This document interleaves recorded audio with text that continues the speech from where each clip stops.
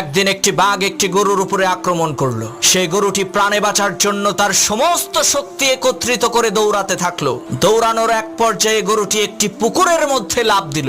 ঘটনাক্রমে সেই পুকুরের মধ্যে কোনো পানি ছিল না, শুধু ছিল কাদা। এদিকে গরুর পেছন পেছন বাঘটিও সেই পুকুরের মধ্যে ঝাঁপ দিল। এতে করে গরু এবং বাঘ দুইজনেই পুকুরের কাদার মধ্যে গলা পর্যন্ত আটকে গেল। তখন বাঘ রাগান্বিত কণ্ঠে গরুকে বলে উঠলো, ওই হারামজাদা, তুই আর লাফ দেওয়ার জায়গা পাইলি না?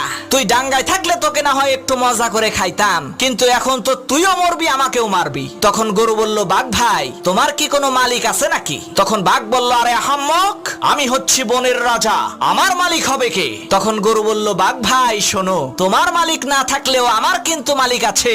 সন্ধ্যাবেলায় আমার মালিক আমাকে এখান থেকে উদ্ধার করে নিয়ে যাবে, আর লোকজন জড়ো করে আনন্দ উল্লাস করতে করতে তোমাকে পিটিয়ে মারবে।